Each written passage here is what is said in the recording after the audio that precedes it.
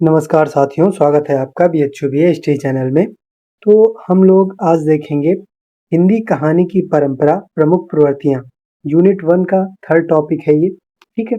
इसी को हम कह सकते हैं कि कहानी का उद्भव एवं विकास, ठीक है। कहानी का उद्भव कैसे हुआ और उसका उत्तरोत्तर विकास कैसे होता गया, ठीक है। इसके बारे में हम लोग इस वीडियो में आसान शब्दों में समझेंगे। देखिए, ये वीडियो काफ़ी लंबी होगी, इसलिए मैं सोच रहा हूँ इसको 2 भागों में बताऊँ आपको, ठीक है। तो पहले भाग में हम लोग देखेंगे, आइए आगे देखते हैं, मैं बताऊँगा आपको आगे।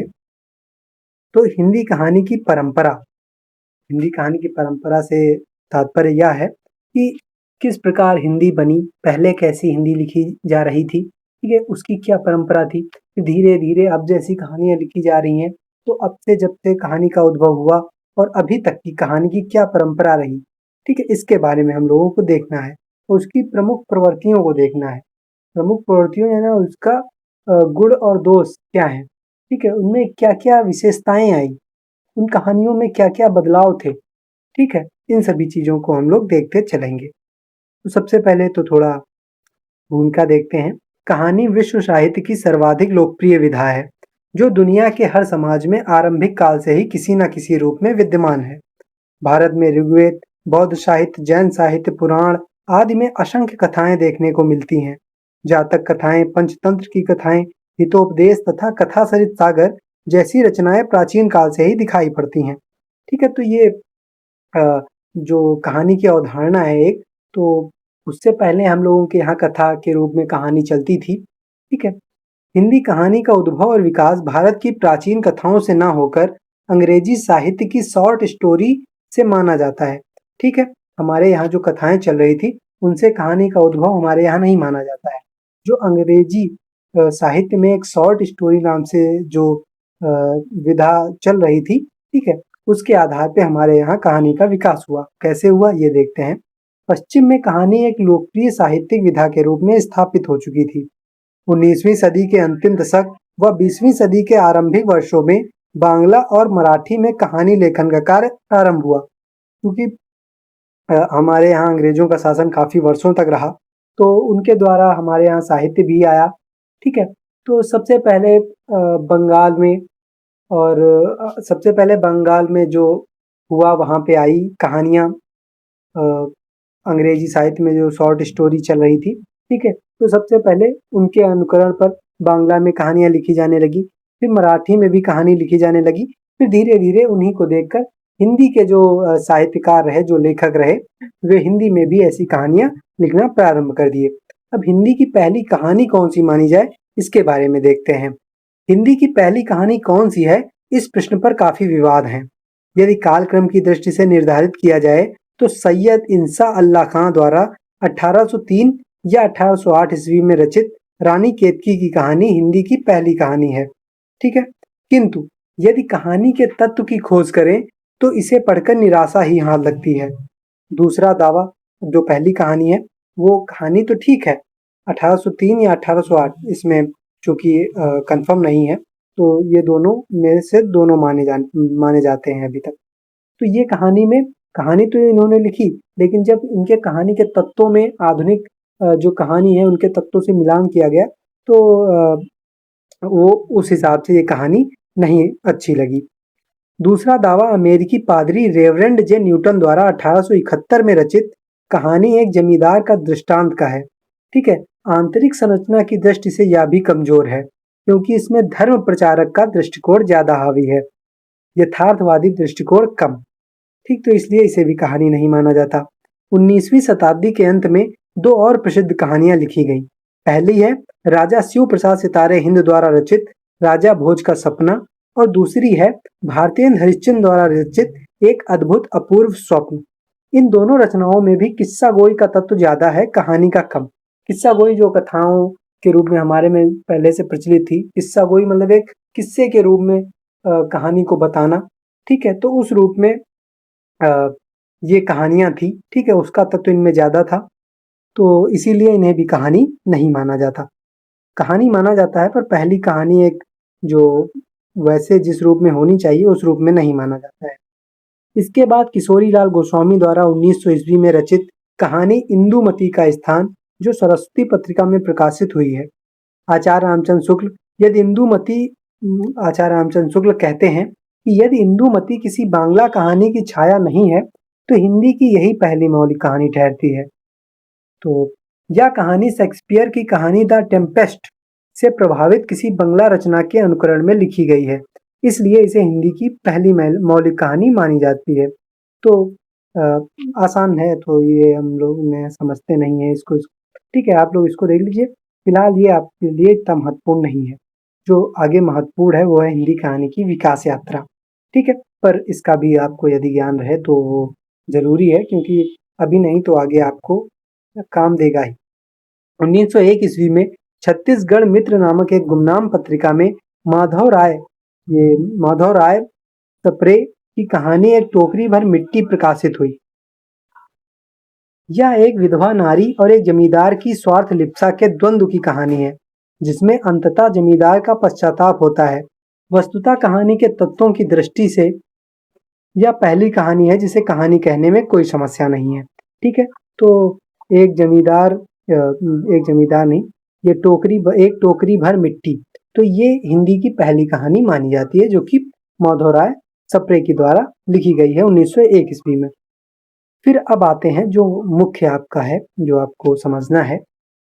हिंदी कहानी की संपूर्ण विकास यात्रा को 5 चरणों में विभाजित किया जाता है। हिंदी कहानी का जब से उद्भव हुआ और अभी तक की कहानियों को हम लोग 5 चरणों में विभाजित करके पढ़ेंगे। पहला है प्रेमचंद पूर्व। अब देखिए, जो हिंदी कहानी है उसके जो प्रमुख व्यक्तित्व के रूप में नजर आते हैं वो है प्रेमचंद जी, ठीक है। तो उन्हीं के आधार पे हम लोग काल का विभाजन कर देते हैं। जैसे प्रेमचंद पूर्व युग 1900 से 1915, प्रेमचंद प्रसाद युग 1915 से 1936, फिर उत्तर प्रेमचंद युग 1936 से 1955, नई कहानी उसके बाद आता है 1955 से 1960, फिर नई कहानी के परवर्ती आंदोलन 1960 से अभी तक, ठीक है। तो आज हम लोग कोशिश करेंगे कि प्रेमचंद पूर्व युग, प्रेमचंद प्रसाद युग और उत्तर प्रेमचंद युग हम लोग पढ़ लें, क्योंकि नई कहानी और नई कहानी के बाद के जो आंदोलन हुए हैं वे थोड़े ज्यादा हैं, तो इसलिए उनको हम लोग अगली वीडियोज में देखेंगे। तो आइए पहला युग देखते हैं, प्रेमचंद पूर्व युग, मतलब प्रेमचंद से पहले जो कहानियां लिखी गई।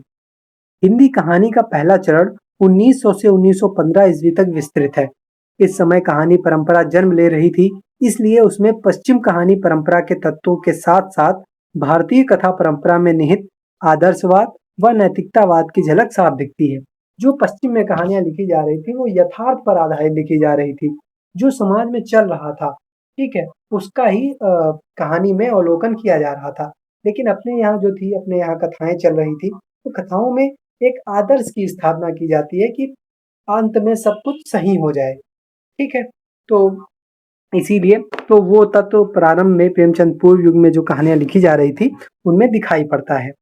हिंदी कहानी की वास्तविक शुरुआत 20वीं शताब्दी से ही माननी होगी। 1900 ईस्वी में सरस्वती पत्रिका के प्रकाशन के साथ ही एक तरह से हिंदी कहानी का जन्म होता है। जब सरस्वती पत्रिका का प्रकाशन प्रारंभ होता है तब उसी से हिंदी कहानी का जन्म भी माना जाता है। अब इस युग की जो प्रेमचंद पूर्व युग है, उस युग की जो प्रमुख कहानियां हैं वो इस प्रकार हैं। पहला है इंदुमती, 1900 ईस्वी में किशोरी लाल गोस्वामी ने लिखी थी। फिर गुलबहार है, ये भी कहानी किशोरी लाल गोस्वामी जी ने लिखी है। लेख की चुड़ैल भगवान दास ने लिखी है। 11 वर्ष का समय आचार्य रामचंद्र शुक्ल ने लिखी है। पंडित और पंडितानी गिरिजा दत्त वाजपेयी ने। दुलाई वाली बंग महिला ने लिखा है। कानों में कंगना राजा राधिका रमण सिंह ने लिखा है। रक्षा बंधन 1913 ईस्वी में विश्वंभर नाथ शर्मा कौशिक ने लिखा है। और उसने कहा था, जो कि सर्वश्रेष्ठ कहानी है, कहानी के तत्वों के आधार पर देखें या चाहे जिस आधार पर देखें, तो जो प्रेमचंद पूर्व युग की सबसे अच्छी कहानी वो इसे ही मानी जाती है।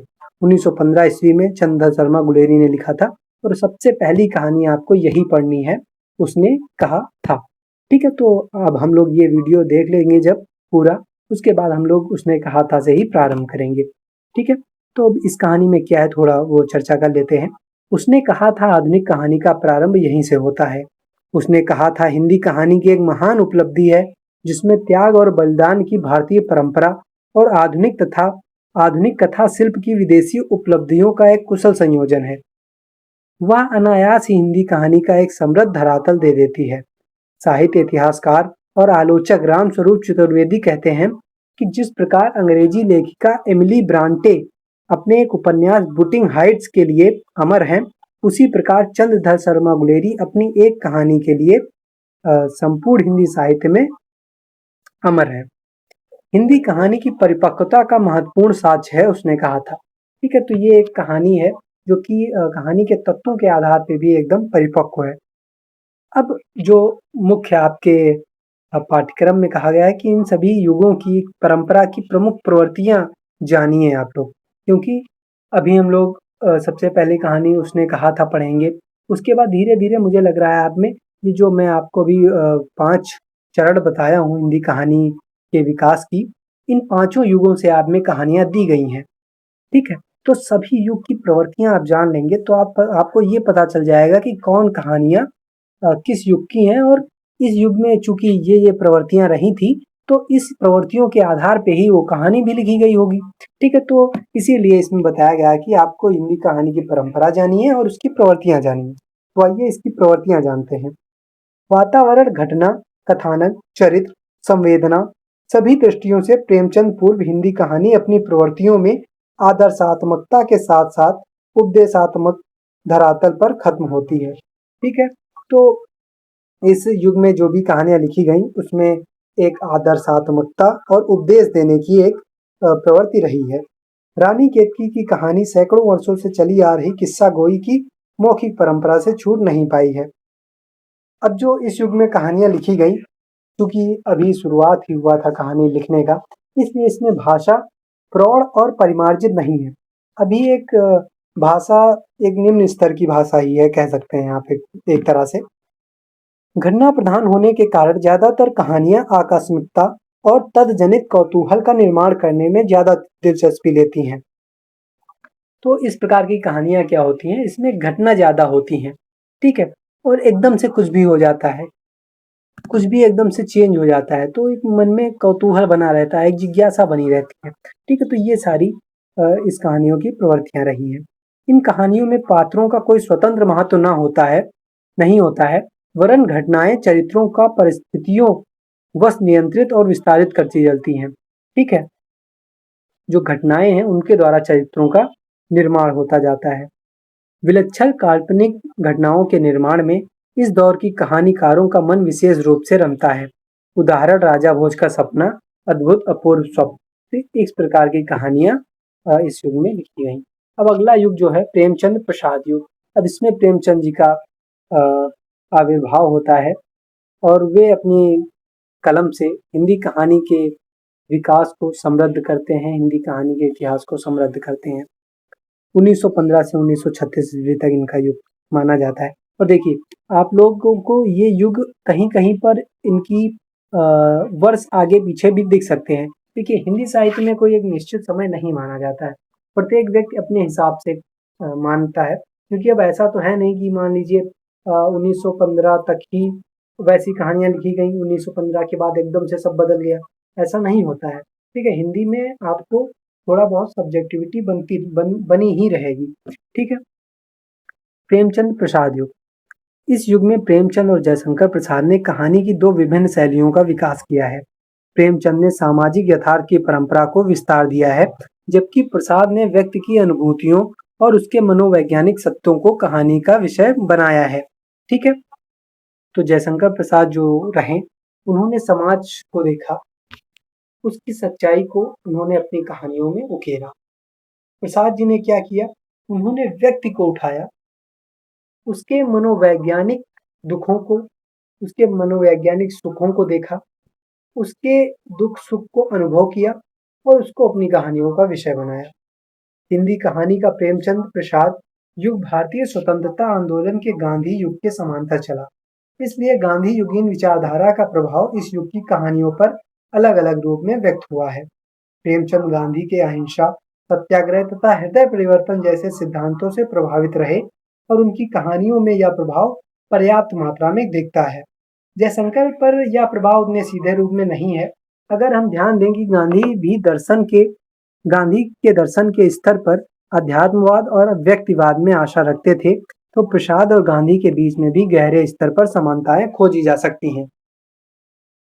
अब जो इस युग के दो महान शख्सियत रहे हैं, एक प्रेमचंद और दूसरे जयशंकर प्रसाद जी, उनके बारे में थोड़ा हम लोग जानेंगे। प्रेमचंद 1901 से अपना लेखन कार्य शुरू कर 8 अक्टूबर 1936 में मृत्यु तक अबाध गति से लिखते रहे। प्रेमचंद ने लगभग 300 कहानियां लिखी हैं, ठीक, और इनकी कहानियों का संग्रह मानसरोवर नाम से है, जिसमें इनकी सारी कहानियां संग्रहित हैं और उसको खरीद के इनकी सारी कहानियों को पढ़ सकते हैं। ये कहानियां अपने विकास क्रम में दो सोपानों से गुजरती हैं। मोटे तौर पर उनकी प्रारंभिक दौर की कहानियों को 1907 से 1920 ईस्वी के बीच और दूसरे दौर की कहानियों को 1920 से 1936 ईस्वी के बीच माना जा सकता है। ठीक है, तो आइए देखते हैं। प्रारंभिक दौर की कहानियों में राष्ट्रीय चेतना से अनुप्राणित भावात्मक अभिव्यक्ति हुई हैं, वहीं दूसरी दौर में प्रेमचंद सामाजिक व आर्थिक चेतना से परिष्कृत होते गए हैं। उन्होंने जो शुरुआती कहानियां लिखी उनमें राष्ट्रीयता का भाव ज्यादा आया। ठीक है, फिर उसके बाद धीरे धीरे वे समाज और समाज में जो आर्थिक एक तो आर्थिक जो स्थिति थी उसको उन्होंने अपनी कहानी का विषय बनाया। राजेंद्र यादव कहते हैं कि भूल सुधार और हृदय परिवर्तन इनकी अधिकांश कहानियों की रीढ़ है, थीम या विषय है। राष्ट्रीय भावना, समाज सुधार, पारिवारिक आदर्श और एक मानवतावादी दृष्टि से चरित्र की ऊंचाई और महानता वाले परंपरागत आदर्श की स्थापना इन्होंने की है। तो ये सभी उनकी कहानियों का विषय रहे हैं। प्रारंभिक दौर की कहानियां आर्य समाजी और राष्ट्रीय सुधार व मर्यादाओं के साथ हृदय परिवर्तन की कहानियां हैं। उनके प्रारंभिक दोनों संग्रहों की कहानियां इसकी वजह है सौजे वतन और सप्त सरोज कहानी संग्रह है, ईदगाह बूढ़ी का की आदर्शवादी कहानियां हैं। ठीक है, प्रेमचंद की कहानियां धीरे धीरे किस्सा गोई के शिल्प से द्वंदात्मक शिल्प में परिवर्तित होते दिखाई देती हैं। प्रेमचंद के दूसरे दौर की कहानियों में भावुक आदर्शवाद के साथ ही एक सचेत बदलाव परिलक्षित किया जा सकता है, विषय चयन और उद्देश्य दोनों ही स्तरों पर। प्रेमचंद का यथार्थ निरीक्षण उनकी कहानियां ठाकुर का कुआं, पूस की रात, कफन, सदगति, सवा सेर गेहूं आदि में अभिव्यंजित होता है। सदगति कहानी आपको पढ़ना है तो उसमें आप देखेंगे किस प्रकार के समाज के यथार्थ को उन्होंने अपने कहानी में उकेरा है। प्रेमचंद कालीन हिंदी के प्रमुख कहानीकार जयशंकर प्रसाद, सूर्यकांत त्रिपाठी निराला, विश्वंभर नाथ शर्मा, आचार्य चतुर्सेन, जीपी श्रीवास्तव, राजा राधिका रमण सिंह, ये सभी अन्य जो हैं ये सभी प्रेमचंद कालीन हिंदी के प्रमुख कहानीकार हैं। फिर आते हैं जयशंकर प्रसाद। जयशंकर प्रसाद और हिंदी कहानी सामंती समाज, ग्राम्य यथार्थ, शोषण, अन्याय, सामाजिक असमानता, रूढ़वादिता, अंधविश्वास, तो ये सभी जो विषय थे ये प्रेमचंद की कहानियों की चिंता के केंद्र थे। तो अब जयशंकर प्रसाद की कहानियों की क्या विशेषता थी? तो उन्होंने द्वंदात्मकता, गौरवशाली अतीत, दृश्यांकन इत्यादि की रचना प्रसाद और उनके अनुसरण पर लिखी गई कहानियों की प्रगति है। ठीक है, तो देखिए जो प्रसाद जी हैं उन्होंने इतिहास को पृष्ठभूमि बनाकर कहानी भी बहुत सारी लिखी, उपन्यास भी लिखे और कई सारी कविताएं भी इन्होंने लिखी। इनकी कविताएं हैं पेशोला की प्रतिध्वनि, शेर सिंह का शस्त्र समर्पण, ठीक है, ऐसी बहुत सारी कविताएं इन्होंने ऐतिहासिकता को आधार बनाकर लिखा है। फिर है तो ये हो गया। जयशंकर प्रेमचंद की तरह सामाजिक यथार्थवादी दृष्टि के नहीं थे, बल्कि रोमांटिक या स्वच्छंदतावादी दृष्टिकोण के रचनाकार हैं। स्वच्छंदतावादी मतलब इन्होंने किसी भी परिपाटी में बंधकर अपनी कहानियों को नहीं लिखा। प्रसाद का दृष्टिकोण प्रेमचंद से अलग है। उनकी चेतना राष्ट्रवाद और सांस्कृतिक आदर्शवाद जैसे तत्वों से निर्मित है, इसीलिए देश प्रेम जैसे विषय उनकी कहानियों के केंद्र में हैं। इसके लिए वे अपनी कहानियों में अतीत की पृष्ठभूमि लेते हैं। सामाजिक यथार्थ से ज्यादा महत्व उन्होंने व्यक्ति के मन के भीतर विद्यमान मानसिक यथार्थ को दिया है। इंद्रजाल कहानी संग्रह की कहानियों में प्रसाद का दृष्टिकोण बौद्धिक, मनोवैज्ञानिक एवं यथार्थवादी होने लगा था। प्रसाद की समस्त कहानियों को प्रवृत्ति और रूप विधान के आधार पर वर्गीकृत किया जा सकता है। अब प्रसाद ने किस किस प्रकार की कहानियां लिखी वे देखते हैं। तो इन्होंने ऐतिहासिक कहानियां लिखी जो कि है सिकंदर की पराजय, अशोक। यथार्थवादी कहानियों में आता है सलीम, गुंडा, इंद्रजाल। मनोवैज्ञानिक कहानियों के अंतर्गत प्रतिभा, परिवर्तन, मधुबा और स्वच्छंदतावादी कहानियों के अंतर्गत रसिया बालम, आकाशदीप, पुरस्कार, ये सभी कहानियां आती हैं। इनकी कहानियों में नारी चरित्र प्रभावशाली व आकर्षक है, जो अपने समर्पण तथा त्याग से पाठक के मन पर अमिट प्रभाव छोड़ते हैं। अतीत के वातावरण का सुंदर प्रयोग इनकी कहानियों की विशेषता है। तो ये 2 युग हम लोगों ने कंप्लीट कर लिए हैं। अब है तीसरा युग, उत्तर प्रेमचंद युग। अब यहाँ से प्रेमचंद जी की मृत्यु हो जाती है, उसके बाद का जो युग है उसे उत्तर प्रेमचंद युग के नाम से जानते हैं। 1936 से 1955 ईस्वी तक ये युग चला। इस युग की क्या विशेषताएं रहीं, क्या इसके कौन से प्रमुख लेखक रहे, इसके बारे में देखेंगे। हिंदी कहानी के विकास में 1936 से 1955 का समय उत्तर प्रेमचंद युग कहलाता है। प्रेमचंद और प्रसाद के बाद के दौर में हिंदी कहानी की 2 प्रमुख धाराएं उभर कर आईं। ये युग 2 विचारधाराओं के प्रभाव का युग है। पहली जो है वो मार्क्सवाद है तथा दूसरी विचारधारा है मनोविश्लेषणवाद। मार्क्सवाद से प्रभावित धारा को प्रगतिवादी या समाजवादी कहानी कहते हैं, जबकि फ्रॉयड एक मनोवैज्ञानिक था। उसने जो फ्रॉयड के मनोविश्लेषणवाद से प्रभावित धारा को मनोवैज्ञानिक या मनोविश्लेषणवादी कहानी कहा जाता है। तो फ्रॉयड